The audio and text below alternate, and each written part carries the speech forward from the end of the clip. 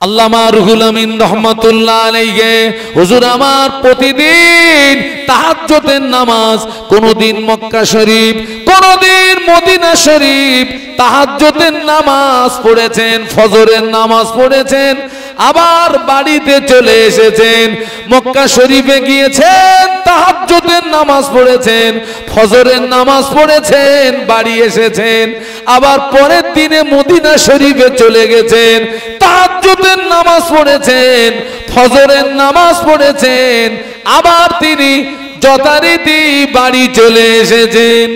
সুবহানাল্লাহ বলতে পারলেন না?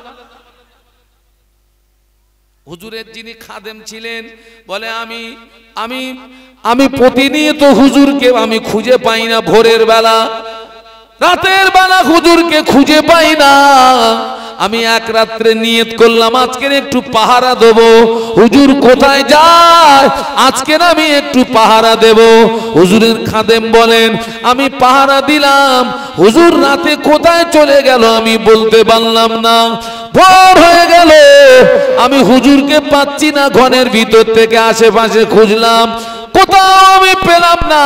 হঠাৎ দেখি ছাদ থেকে একটা মানুষ নামার মতো পায়ের আওয়াজ হচ্ছে। আমি দাঁড়িয়ে থাকলাম, দেখি আল্লামা হুজুর ছাদ থেকে নিচে নামছেন। খাদেম বলে আমি হুজুরের কদম জড়িয়ে ধরলাম, হুজুর আপনি কোথায় গিয়েছিলেন না বললে আমি কদম ছাড়বো না। আল্লামা হুজুর বলেছিলেন বাবা বলতে তোমায় পারি, তবে আমি যতদিন পৃথিবীর জমিনে বেঁচে থাকবো এই কথাটা কাউকে বলতে পারবে না, আমানত। জি হুজুর আমি আমানত রাখলাম। হুজুর বলেছিলেন বাবা খাদেম আমি এখন মদিনার মসজিদে নববী শরীফ থেকে তাহাজ্জুদের নামাজ পড়ে ফিরেছি।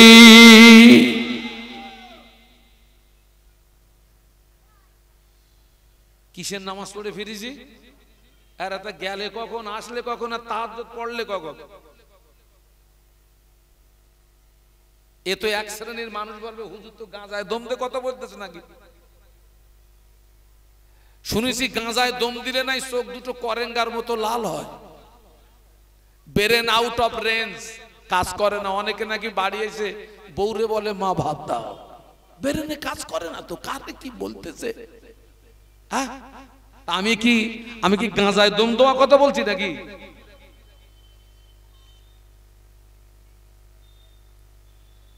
আহা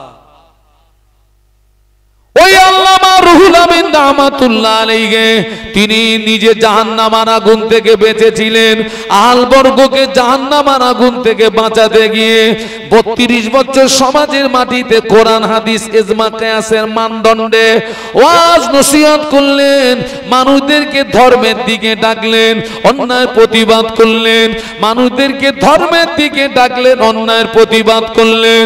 হুজুর আল্লাহ ভেবেছিলেন, চিন্তা করেছিলেন আমি রুহুল আমিন একদিন মারা যাব, আমি কবরে চলে যাব, আমার ওয়াজ কবরে চলে যাবে। আমি রুহুল আমিন একদিন মারা যাব, কবরে চলে যাব, আমার ওয়াজ কবরে চলে যাবে। বাংলার মুসলমান যদি বেঈমান হয়ে মারা যায় আমি রুহুল আমিন কিয়ামতের ময়দানে কি মুখ দেখাবো? তাই তিনি রাতের ঘুম হারাম করে তিনি রাতের ঘুম হারাম করে গায়ের রক্ত পানি করে 2 হাত দিয়ে তিনি কলম চালাতেন। বাবা মুরব্বী আলেমদের জবান থেকে শুনেছি হুজুর 2 হাত দিয়ে কলম চালাতেন, 2 হাত দিয়ে কলম চালিয়ে 1.5 শতাধিক কিতাব তিনি আমাদের উপহার দিয়ে গেছেন, আর বলে গেছেন আমার কিতাব যারা পড়বে তাদেরকে অন্য কোন দলমত গোমরাহি করতে পারবে না, ওরা খাঁটি সুন্নাত ওয়াল জামাতের উপরে প্রতিষ্ঠিত থাকবে। কিয়ামতে ময়দানে একটি মাত্র দল জান্নাতে যাবে, ওই দলটির নাম হলো সুন্নাত ওয়াল জামাত। একটু জোরে বলেন। এই যে এখন আমরা যারা বক্তা ভাই রোজ মাহফিলে যাচ্ছে, রোজ কোথায় যাচ্ছে? বাড়ি যাচ্ছি তো, রাস্তাঘাট ভালো, গাড়ি উন্নত। আমি যখন সর্বপ্রথম বক্তৃতা জগতে আসি তখন আমার সাইকেল কেনারও টাকা ছিল না। ট্রেন থেকে নেমেছি, মাহফিল কম বেশি 3 কিলোমিটার দূরে, সময় সংকীর্ণ, তো ট্রেন থেকে নেমে এক হাতে দুটো জুতো নিছি, আর এক হাতে লুঙ্গি আর জামা ধরে, কারণ বড় জামা পরে ছোটা যাবে, বেঁধে যাবে, তো তো আর এক হাত দিয়ে জামা লুঙ্গি ধরে উঁচু করে মাপছুট ছুটে ছুটে ছুটে ছুটে মাহফিল ধরেছি, স্টেজে উঠে নাহামাদুহু বলে আর কিছু বলতে পারেনি, দম লেগে গেছে, দম লেগে গেছে। এখন আল্লাহ পাকের রহম, আপনাদের আব্বা আম্মার দোয়া, জমিদারের মতন যাচ্ছে আর জমিদারের মতন আসতেছে। কিন্তু আল্লামা হুজুরের জমানায়, 5 হুজুরের জমানায়, দাদা হুজুরের জমানায় রাস্তাঘাট এত উন্নত ছিল, গাড়ি ঘোড়া এত উন্নত ছিল, তো ওনারা কি করতেন, 10 দিন 15 দিন 1 মাসের সফরে বেরিয়ে যেতেন, আবার ওই 1 মাস পরে বাড়ি আসতেন, আবার 10 দিন 15 দিন 1 মাসের সফরে বেরিয়ে যেতেন। আচ্ছা ভাই, আমরা যদি এখন 1 মাস পরে যদি বাড়ি ফিরি, পকেট কিরা মুসু হবে বলে মনে হয়? একজন বলতেছে, হুজুর 1 মাস পরে আসলি আপনাদের কাছে থইলে নিয়ে যেতে হবে, থইলে। বাবা আল্লামা হুজুর রহমতুল্লাহ আলাইহি 1 মাস পরে সফর থেকে বাড়ি ফিরেছেন। আমরা বাড়ি ফিরলে আমাদের স্ত্রীরা পকেট দেখে, কি দেখে? পকেট দেখে।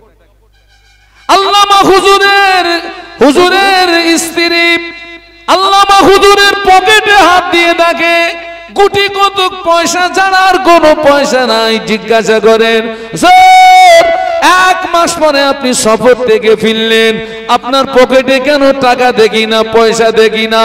আল্লামা হুজুর বলেছিলেন, ও আব্দুল মাজেদের মা, আমি এই 1 মাস যে এলাকায় সফরে ছিলাম, ওই এলাকায় নামাজ পড়ার ভালো ব্যবস্থা ছিল না। আমি রুহুল আমিন আমার 1 মাসের রজ নসিহতের টাকা দিয়ে ওই এলাকায় নামাজ পড়ার জন্য একটা মসজিদ বানিয়ে দিয়েছি। আরেকটা জোরে বলুন। আমি যে এলাকায় গেছিলাম ওই এলাকায় ভালো নামাজ পড়ার জায়গা নেই বাবা, আমার এই 1 মাসের টাকা দিয়ে কি করে দিছি। আবার 1 মাস পরে সফর থেকে বাড়ি ফিরেছেন, পীর আম্মাজি পকেটে হাত দিয়ে দেখে পয়সা তেমন নাই। হুজুর পয়সা কেন নাই? আল্লামা হুজুর বলেছিলেন, ও আব্দুল মাজেদের মা, এই 1 মাস আমি যে এলাকায় সফরে ছিলাম, ওই এলাকায় কোরআন পড়ার ভালো ব্যবস্থা ছিল না। আমার টাকা দিয়ে ওই এলাকায় আমি একটা মাদ্রাসা বানিয়ে দিয়েছি।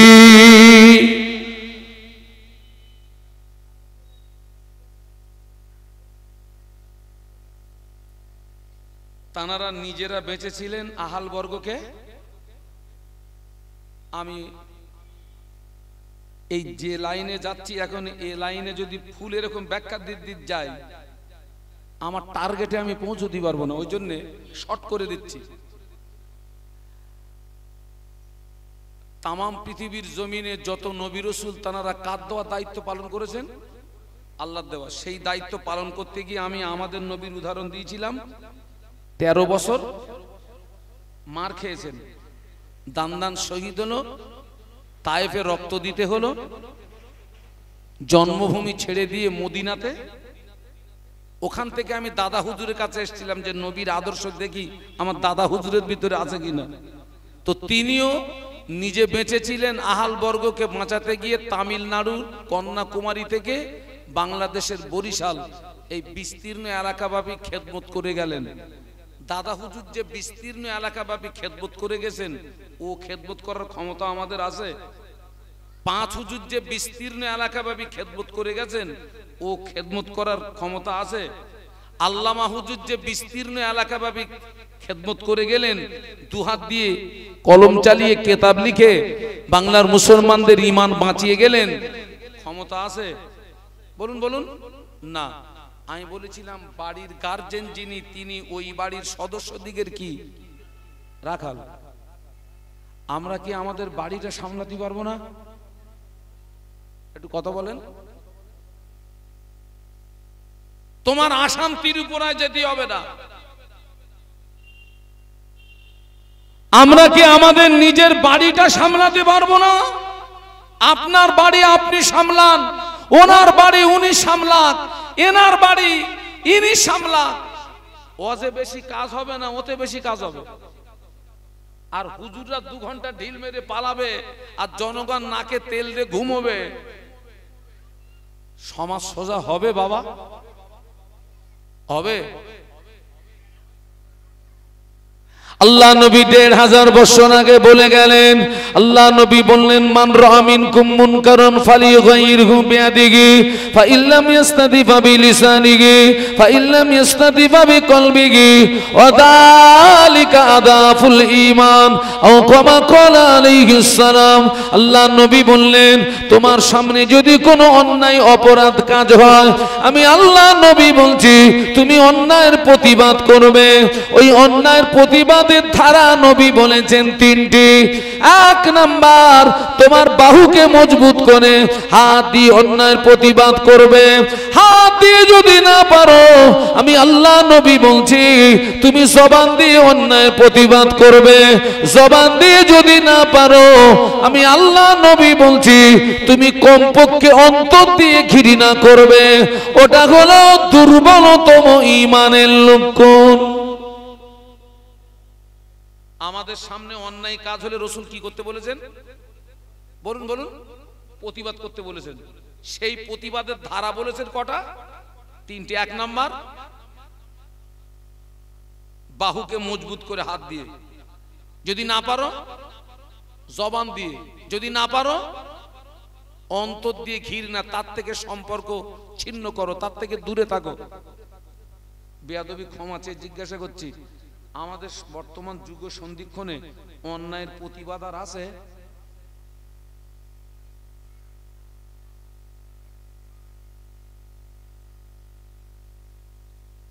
আজকের এই অন্যায়ের প্রতিবাদ থেকে দূরে সরে আসার কারণে সমাজের উন্নতি হয়েছে না অবনতি হয়েছে? বলুন, কথা বলুন। অবনতি হয়েছে। কামাই ধুনিছি। তার বাস্তব একটা দৃষ্টান্ত দিচ্ছি। 2 বছর ধরে ইসরায়েল যে বোম্বিং করলো গাজার মাটিতে, শুনে রাখুন, 57টা মুসলিম দেশ এরা যদি এক হয়ে হুঙ্কার দিত, ইসরায়েলের 14 পুরুষের ক্ষমতা ছিল না গাজার মাটিতে একটা বোম্বিং করা। ঠিক বলেছি না ভুল বলেছি? কেউ বলতেছে কাঁচা মারতেছি, হ্যাঁ, কেউ বলতেছে লুঙ্গি গুটুচ্ছি, কেউ বলতেছে দেখি কি করে। পরে সংবাদ পাচ্ছি মাল সব ভিতরে ভিতরে, আবার বলুন বলুন, সব ভিতরে ভিতরে ওর সঙ্গে ঠিক আছে। এদেরকে কি বলে? মুনাফিক। আপনি বিশ্বাস করুন, 57টা মুসলিম দেশের গদিতে যারা বসে আছে, আল্লাহ বেশি জানে কিয়ামতের ময়দানে ওদের ঠিকানাটা কোথায় হবে।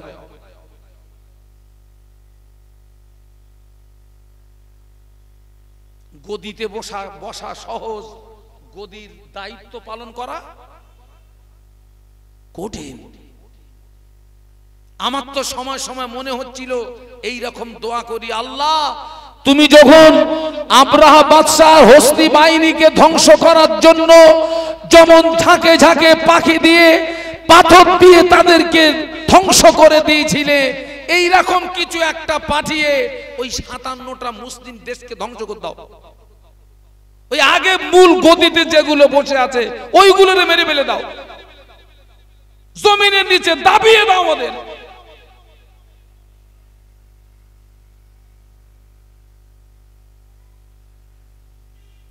আজকের আমার সমাজ থেকে অন্যায়ের প্রতিবাদ উঠে গেছে। একটা ফ্যামিলি দিয়ে যদি বিচার করা হয়, একটা ফ্যামিলিতেও অন্যায়ের প্রতিবাদ হয় না।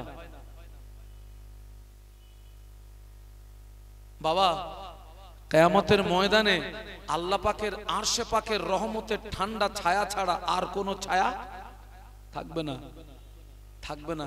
ওই আরশের ছায়ার নিচে আল্লাহ 7 দলকে জায়গা দেবে।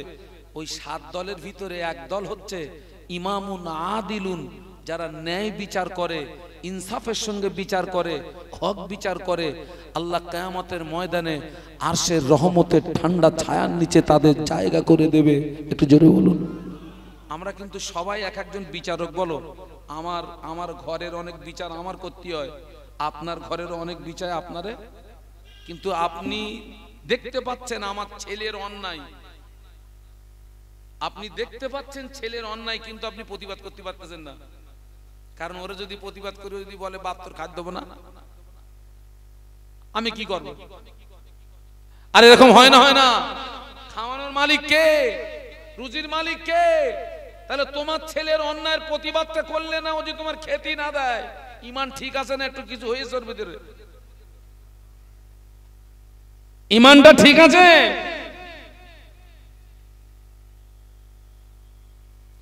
আল্লাহ নবী ১৫০০ বছর আগে নূরের জবানে বলে গেলেন, মুরু আওলাদাকুম বিসসালাতি ইদা বালাগু সাবান ওয়াদরিবুহুম ইদা বালাগু আশরান আও কামা ক্বালা আলাইহিস সালাম।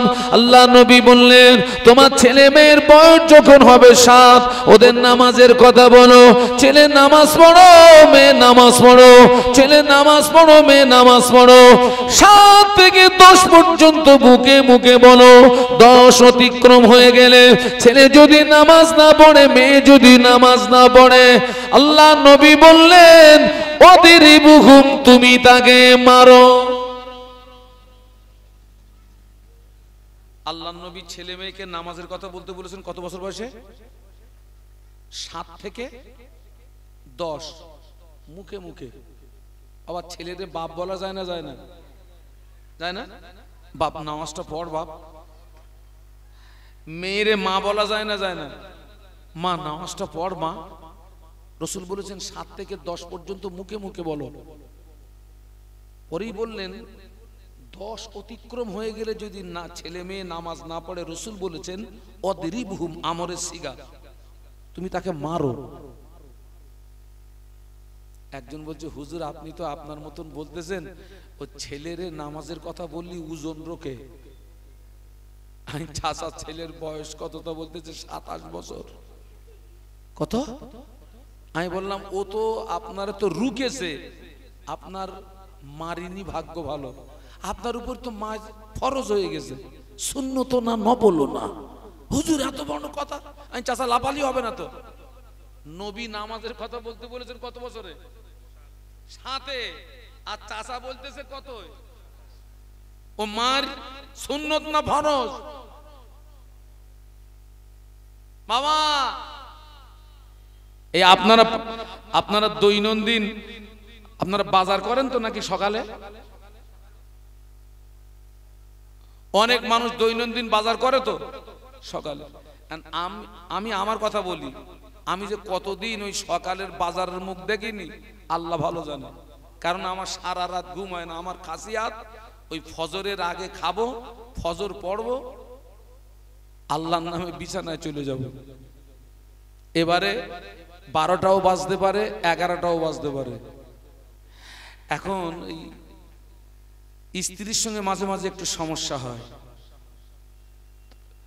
তো আমি বেশ কিছুদিন পরে একদিন বাজারে যাচ্ছি, তো আমার স্ত্রী আমার কানে কানে বলল, শোনো এতদিন পরে বাজারে যাচ্ছ, আসার সময় একটা মালসা এনো। কি এনো? আপনারা চেনেন তো মালসা? এখন ও বলেছে মালসা, আমি সেই বাজার ঘাট করে যখন ফিরতেছি, সে গিন্নির কথা মনে পড়েছে। আমার মনে পড়েছে কলসি। আমার আন্টি বলেছে কি, কিন্তু সে ভুলে গিয়ে আমি কি শুনেছি? কলসি। যারা কলসি মালসা তৈরি করে ওদের কি বলে? কুমুর বলে। কুমুরের দোকানে গিয়ে দেখি বড় একটা ফেস্টন মারা আছে, আর ফেস্টনে আপনার লেখা আছে বিক্রিত দ্রব্য ফেরত হয় না। এই অনেক দোকানে লেখা থাকে না? থাকে না? বিশেষ করে যে দোকানে চায়না মাল বিক্রি হয়, একেবারে হেডলাইনে লেখা আছে বিক্রিত দ্রব্য ফেরত হয় না। কেন বলেন দিন? আপনি একটা লাইট কিনেছেন, আপনারা টিপে দেখাই দিচ্ছে, এই দেখো চাচা জ্বলতেছে, আর আপনি কিনে গেটের বাইরে গিয়ে টিপতেছেন, তা ঘোড়ার ডিম জ্বলে না। ওই জন্য ওই চায়নার দোকানে লেখা থাকে বিক্রিত দ্রব্য কথা বলে না, ফেরত হয় না। তো তো সেই কুমুরের দোকানে গিয়ে দেখি লেখা রয়েছে বিক্রিত দ্রব্য ফেরত হয় না। আমি ভাই এটা তো দোকানের বৈশিষ্ট্য, আমার দিকে দরকার নেই, তুই একটা কলসি দে। কলসি নিয়ে যেই বাড়ি গেছি, আমি আর কি অজানি তার 3 গুণ অজানে বাড়ির লোক অৎসরু।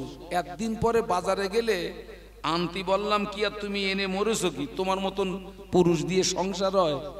আমি বললাম তোমার রস করার কি আছে, আমার ভুল হয়ে গেছে, তুমি আনতে বলেছিলে মালসা, আমি ভুল করে তোর মাল এনে দিলে হলো, গেছে গেছি করার কি আছে? হ্যাঁ, আর আমি ওই ওয়াজ বন্ধ করার জন্য কলসি নিয়ে সোজা বাজারে গেছি। আবার উদ্দেশ্য কি? ফিরিয়ে দেবো। আর বলছি ভাই ভুল হয়ে গেছে, কলসি না মালসা, ফিরিয়ে দে, ওইটা দে। আমার বলতে চাচা ওই দিকে দেখো কি লেখা আছে। ওখানে লেখা আছে কি মাল ফেরত হয় না। আমি চিন্তা, আমি বললাম ভাই মাল তোর পিরুটলি দিয়ে হবে না, এ কলসিও তুই তৈরি করেছিস, মালসাও তুই তৈরি করেছিস, হাঁড়িও তুই তৈরি করেছিস, সরাও তুই তৈরি করেছিস। তো তুই আমার একটা উপকার কর, আমি খুব মুসিবতে পড়ে গেছি, আমার এই কলসিটারে ভেঙে একটা মালসা করে দে। পারবে? কেন কেন পারবে না? কেন? ও তো একদিন কলসি ভেঙে হাঁড়ি ভেঙে সরা আর যা ইচ্ছা তাই করেছে। মাল যখন কাঁচা ছিল, কাঁচা নরম, কিন্তু বাবা এখন ওকে তৈরি করে রৌদ্রে শুকনো করে আগুনে পুড়িয়ে এখন মাল পুরো পেকে ঝুনো। কুমোরের ক্যাদানি ফেল। সাসা কাঁচায় ধরেনি, ঝুনোই ধরেছ। ছেলে নামাজ পড়বে না মারবে? ও তো মারবে। তো নবীর হাদিসটা মানুন। ও তো 32 বছর বয়স, 27 বছর বয়স, আপনি তো কাঁচায় ধরেননি।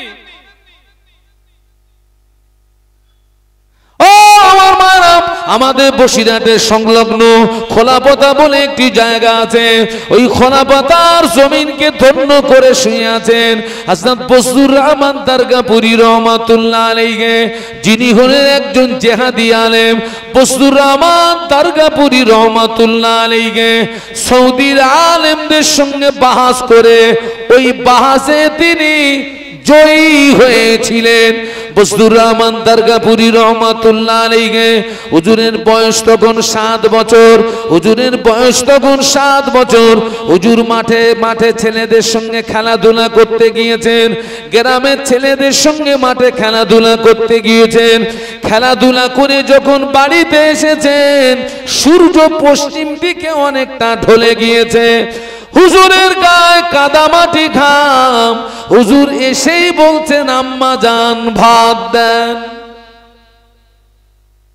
এমনি দেখেন না আমাদের ছেলে মেয়েদের এমনি খুঁজে পাওয়া যায় না, কিন্তু জমিদার খাওয়ার সময় হাজির। তো হুজুর গ্রামের ছেলেদের সঙ্গে মাঠে খেলাধুলা করতে গেছিলেন। খেলাধুলা করে যখন ফিরেছেন, হুজুরের গায়ে কাদা মাটি ঘাম, সূর্য পশ্চিম দিকে অনেকটা ঢলে গেছে। বাড়ি এসে কি বলছেন? আম্মা ভাত দেন। আম্মা বলেছিলেন, ও বাবা বজলুর রহমান, জোহরের নামাজটা কি পড়েছো? না আম্মা, জোহরের নামাজ আমার পড়া হয় না।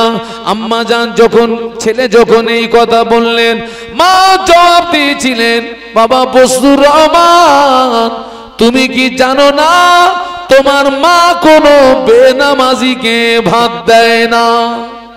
একটু বলুন আল্লাহু আকবার, একটু জবান খুলে বলুন। এতটুকু কথা আমরা বলি। ও বাবা বজলুর রহমান, তুমি কি জানো না তোমার মা কোনো বেনামাজিকে ভাত দেয় না? হুজুর বললেন, আমি মনে করলাম আমার আম্মা এই পর্যন্ত বলে আমাকে ছেড়ে দেবে, রেহাই দিয়ে দেবে। হলো না। আম্মা আমায় বললেন, বাবা বজলুর রহমান দাঁড়িয়ে যাও। হুজুর বললেন, আমি দাঁড়িয়ে গেলাম। আমার আম্মা জান কোথা থেকে 2টি ইট আনলেন। ইট এনে আমায় বললেন, ও বাবা বজলুর রহমান, হাত দুটো সোজা করো। হুজুর বললেন, আমি হাত দুটো সোজা করলাম।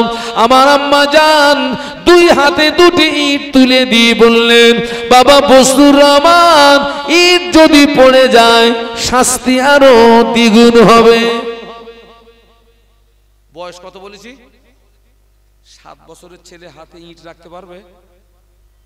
হুজুর বললেন, আমার হাত থেকে ইট পড়ে গেল, আমি থরথর করে কাঁপছিলাম, চোখের পানিতে নাকের পানি, চোখের পানি, নাকের পানি একাকার হয়ে গেল। আম্মা জান আমায় বললেন, বাবা বজলুর রহমান যাও গোসল করো। হুজুর বললেন, আমি গোসল করলাম। আম্মা জান বললেন, বাবা যোহরের নামাজ আদায় করো। হুজুর বললেন, আমি যোহরের নামাজ আদায় করলাম। হুজুর বর্ণনা করেন, ওই দিন থেকে আমি বজলুর রহমান আমার জীবনে কোনদিন এক ওয়াক্ত নামাজ কাজা হয় নাই। দায়িত্বটা কার? হুজুরির না বাড়ির রাখালের?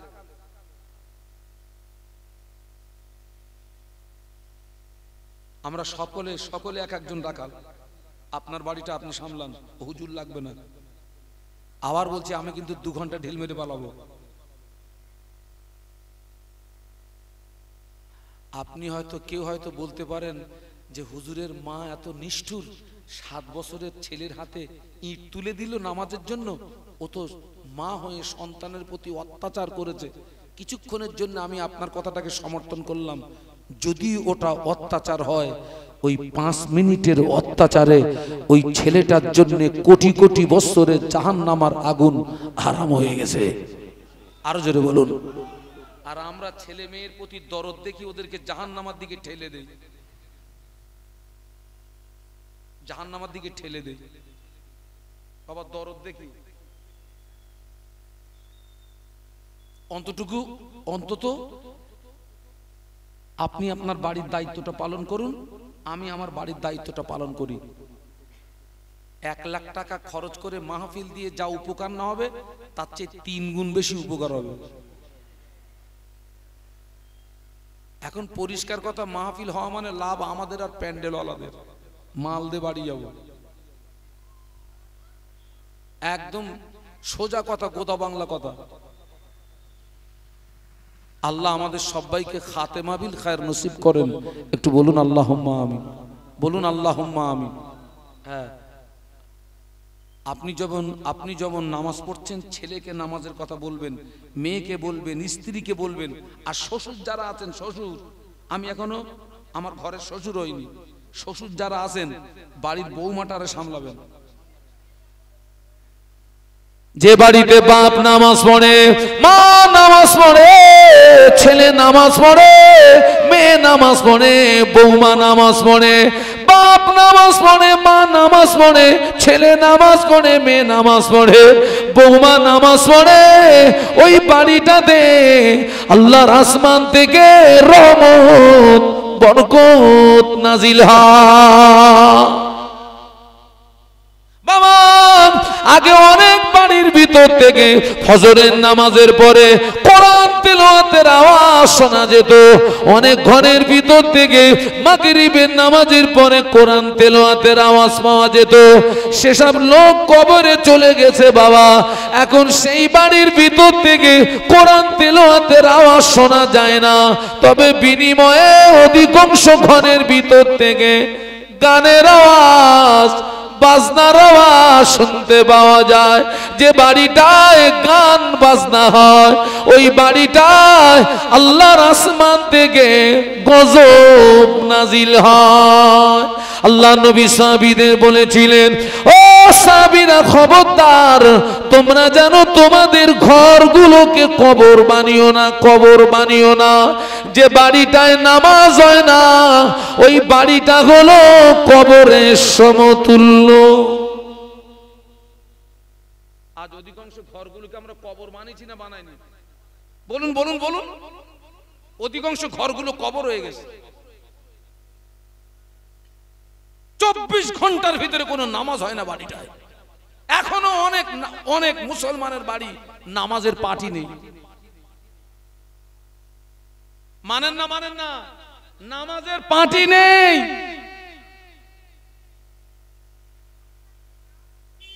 সামনের দিনগুলো অত্যন্ত ভয়াবহ দিন আমাদের জন্য। এখনো রাস্তা আছে সোজা হওয়ার। নিজে বাঁচুন, বলুন বলুন, অপরকে বাঁচান। কু আনফুসাকুম ও আহলিকুম নার। আমরা নামাজ পড়ি তাও ভুল।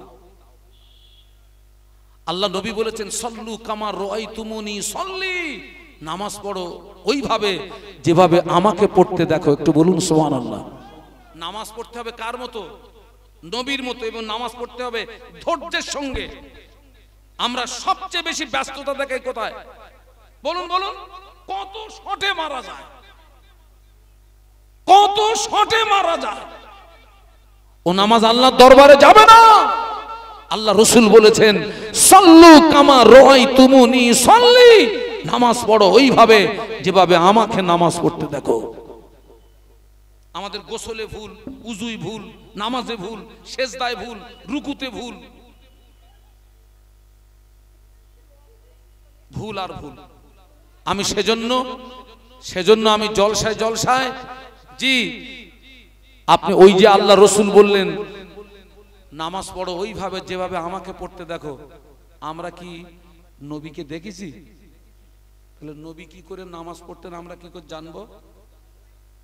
যারা নবীকে দেখেছেন তানাদেরকেও তো আমরা, যে ওনারা আল্লাহ নবীকে দেখেছেন, ওনাদের দেখে আমরা শিখবো, তাও তো দেখিনি। তাহলে আপনি নবীর মতো কি করে নামাজ পড়বেন? হাক্কানি আলেমরা যে কিতাব লিখে গেছেন নামাজের বিষয়ে, ওই হাক্কানি আলেমদের কিতাব ফলো করতে হবে। ওই হাক্কানি আলেমের ভিতরে আমার মুজাদ্দেদে জামানের প্রধানতম খলিফা আল্লামা রুহুল আমিন রহমাতুল্লাহ আলাইহি হলেন হাক্কানি আলেম। একটু বলুন সুবহানাল্লাহ। যে আল্লামা হুজুর ফুরফুরা শরীফে গেলে মুজাদ্দেদে জামান, বলুন বলুন, বসে থাকতেন না দাঁড়াতেন? দাঁড়িয়ে যেতেন। আল্লামা হুজুর বলেছিলেন, হুজুর আপনি আমার পীর, আপনি আমাকে দেখে দাঁড়ান কেন? আমার লজ্জা হয়, শরম হয়। মুজাদ্দিদুজ জামান বলেছিলেন, বাবা বড় মাওলানা, তোমাকে দেখে দাঁড়াই না, তোমাকে দেখে সম্মান করি না, তোমাকে দেখে ইজ্জত করি না। আল্লাহ তোমার সিনায় যে ইলম দিয়েছে, আমি আবু বকর ওই ইলমের তাজিমে দাঁড়িয়ে যাই। জোরে বলুন। হুজুর বলে গেলেন, আমার কিতাব যার ঘরে থাকবে আমি রুহুল আমিন তার ঘরে রয়ে গেলাম। আল্লামা হুজুরের কিতাব আমি জলসায় আমি বিক্রি করি, উদ্দেশ্য দ্বীনি খেদমত, এবং তার কিতাব বিক্রি করলে হুজুরের রুহানি দোয়া পাওয়া যাবে। যে কিতাবের প্রিন্ট 70 টাকা, আমি দিনের স্বার্থে 50 টাকা করে বিক্রি করি। আমার সাথী ভাই আপনাদের কাছে যাচ্ছে, যদি মন চায় যে আল্লামা হুজুরের কিতাব একটা আমার ঘরে থাক, আল্লামা হুজুরের কিতাব আমি একটু আমার ঘরে থাক, যে কিতাব পড়ে আপনি উপকৃত হবেন, ছেলে উপকৃত হবে, মেয়ে উপকৃত হবে, বৌমা উপকৃত হবে। আল্লাহ রাসূল বলেছেন উতলুবুল ইলমা মিনাল মাহাদে ইলাল লাহাদ, উতলুবুল ইলমা মিনাল মাহাদে ইলাল লাহাদ। জ্ঞান অর্জনের সময় হচ্ছে দোলনা থেকে শুরু করে কবরে যাওয়ার আগ পর্যন্ত। তবে এতটুকু কথা বলবো, যারা 5 ওয়াক্ত নামাজ পড়েন, হুজুরের কিতাব পড়ে দেখবেন আপনার নামাজে ভুরি ভুরি ভুল ধরা পড়বে, ভুরি ভুরি ভুল ধরা পড়বে। হুজুরের কিতাব পড়ে দেখবেন, নামাজ পড়ার ধারা বলে একটা অধ্যায় আছে, একটু পড়ে দেখবেন, ভুরি ভুরি ভুল ধরা পড়বে। উজুর বর্ণনা পড়বেন, গোসলের বর্ণনা পড়বেন, তায়াম্মুমের বর্ণনা পড়বেন, সেজদার বর্ণনা পড়বেন। আপনি বলবেন আমার নামাজে এত ভুল, আমার নামাজে এত ভুল আমি জানি না। আল্লাহু আকবার। আল্লাহ পাক আমাদের সবাইকে শোনা বলার চেয়ে বেশি আমল করার তৌফিক দিন। বলুন আল্লাহুম্মা আমিন।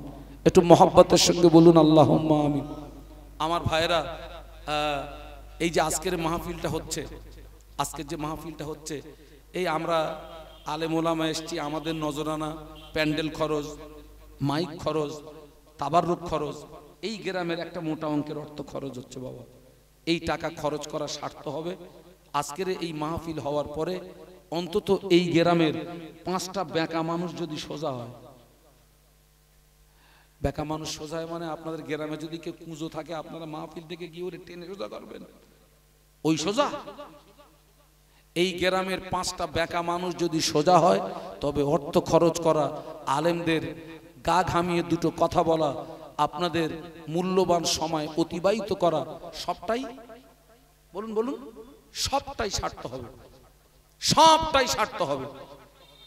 আর যদি আপনি মনে করেন আপনি মনে করেন যে আলেমদেরকে নিয়ে এসছি বলে যাবে আর আমরা নজরানা দিয়ে দেবো, আলেম চলে যাবে, বক্তা চলে যাবে,